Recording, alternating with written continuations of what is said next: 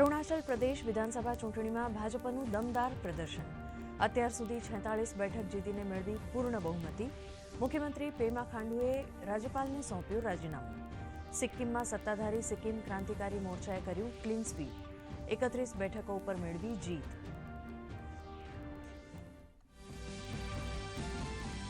પ્રધાનમંત્રી નરેન્દ્ર મોદીએ વાવાઝોડા બાદ પૂર્વોત્તરની સ્થિતિ અને હીટવેવ અંગે કરી સમીક્ષા બેઠક.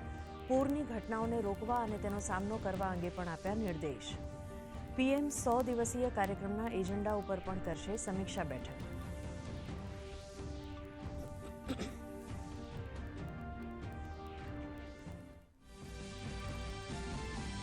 કોંગ્રેસ અધ્યક્ષ મલ્લિકાર્જુન ખડગે અને રાહુલ ગાંધીએ પક્ષના લોકસભાના ઉમેદવારો સાથે કરી ઓનલાઈન બેઠક.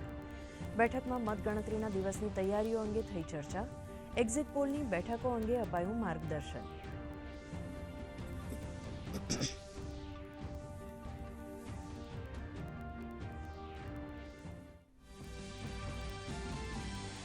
મોટાભાગના એક્ઝિટ પોલમાં એનડીએને 350 કરતાં વધુ બેઠકો, તો ગુજરાતમાં એક બેઠકનું થઈ શકે છે નુકસાન.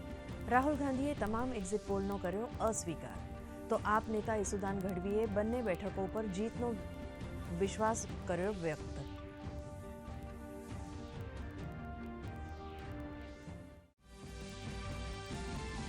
દિલ્હીના સીએમ અરવિંદ કેજરીવાલના વચગાળાના જામીન થયા પૂર્ણ. તિહાડ જેલમાં કર્યું સરેન્ડર. ગઈકાલે કોર્ટે કેજરીવાલને કોઈપણ પ્રકારની રાહત આપવાનો કર્યો હતો સ્પષ્ટ ઇનકાર.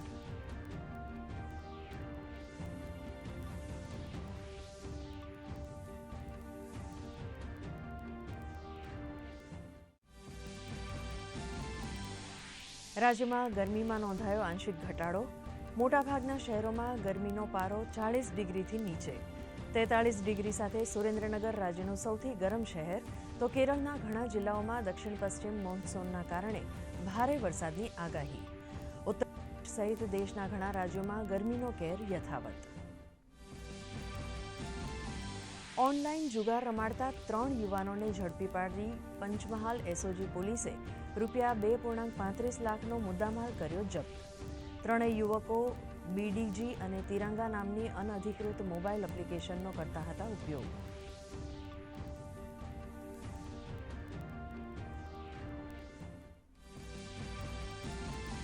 રાજ્યમાં લોકસભા ચૂંટણીની મતગણતરીની તૈયારીઓ કરાઈ પૂર્ણ.